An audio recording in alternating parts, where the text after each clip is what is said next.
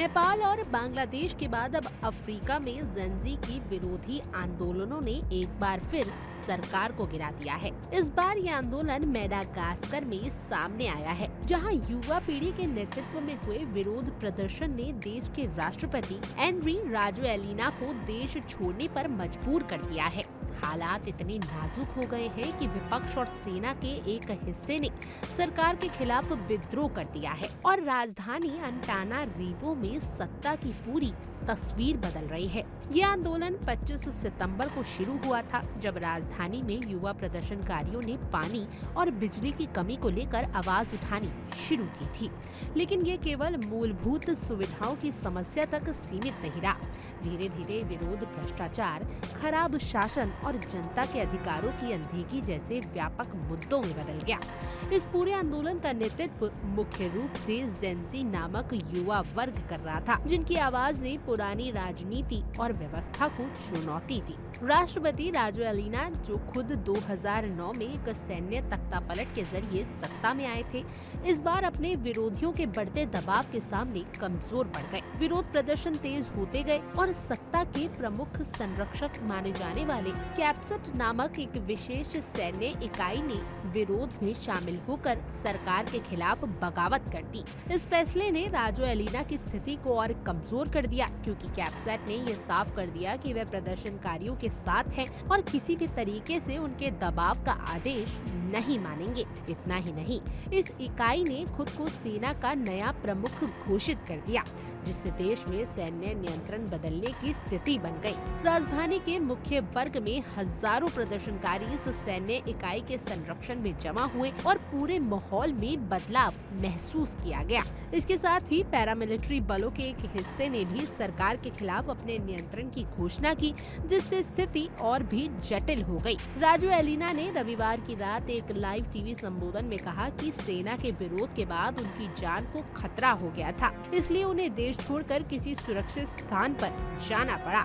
उन्होंने स्पष्ट किया कि ये कोई इस्तीफा नहीं है, लेकिन उन्होंने इस अस्थिर स्थिति में संवाद और संविधान का सम्मान करने की अपील की। उन्होंने अपनी मौजूदगी का कोई ठोस स्थान नहीं बताया, लेकिन अफवाहें हैं कि उन्हें अफ्रीकी सैन्य विमान के जरिए देश से बाहर ले जाया गया है। राजनीतिक संकट के बीच संसद के अध्यक्ष को पद से हटा दिया गया, जो विरोध प्रदर्शन में जनता के गुस्से का केंद्र था। उनकी जगह पर एक अस्थायी अध्यक्ष नियुक्त किया गया, जो फिलहाल स्थिति को संभालने की कोशिश कर रहा है।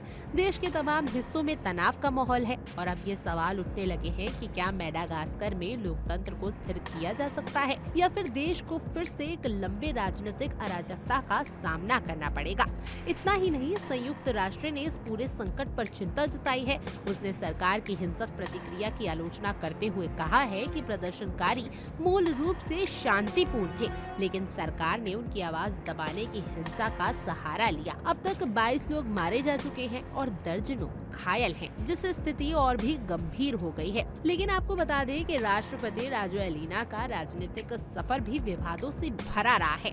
वे 2009 में तख्तापलट के बाद सत्ता में आए और 2018 फिर 2023 में फिर से राष्ट्रपति बने, लेकिन उनके चुनाव पर हमेशा विपक्षी दलों ने सवाल उठाए हैं।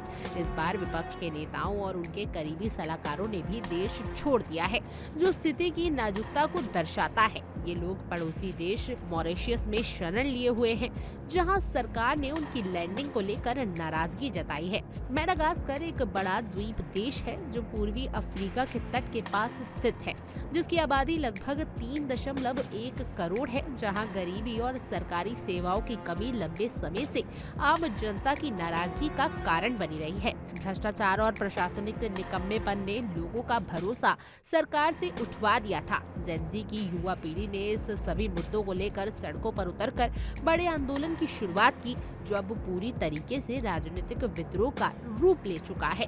अभी ये कहना मुश्किल है कि मेडागास्कर में स्थिति कैसे सुलझेगी और कौन सा नया नेतृत्व सामने आएगा। देश की जनता, विपक्ष और सैन्य इकाइयों के बीच इस जारी टकराव से एक बात साफ है कि अब पूरी राजनीति परंपराओं का दौर खत्म हो चुका है और नई पीढ़ी देश की दिशा तय करने में अहम भूमिका निभा रही है। मेडागास्कर का ये घटनाक्रम एक बार फिर से ये साबित करता है कि दुनिया के कई हिस्सों में युवा वर्ग अब सिर्फ सरकारों से संतुष्ट नहीं है, बल्कि वह शासन के रूप और तरीकों को बदलना चाहता है। नेपाल, बांग्लादेश और मोरक्को जैसे देशों में इसी तरीके के जेनजी आंदोलन देखे गए हैं, जहां जनता ने सत्ताधारियों के खिलाफ सड़कों पर उतरकर अपनी मांगे रखी। अब अफ्रीका में आंदोलन प्रभावशाली साबित हो रहा है। जैसे जैसे स्थिति आगे बढ़ेगी, वैश्विक नजरें मेडागास्कर पर टिकी रहेंगी, जहां सत्ता का खेल अब नए मोड़ पर पहुंच चुका है। देश के युवाओं की मांग और उनकी आवाजें आने वाले समय में राजनीतिक स्थिरता और विकास के लिए निर्णायक साबित होगी। खैर, आपकी इस पूरी खबर को जानने के बाद क्या कुछ राय है, आप हमें कमेंट करें और जरूर बताएं। और ऐसी और जानकारी के लिए आप इंडिया डेली को सब्सक्राइब कर लीजिए।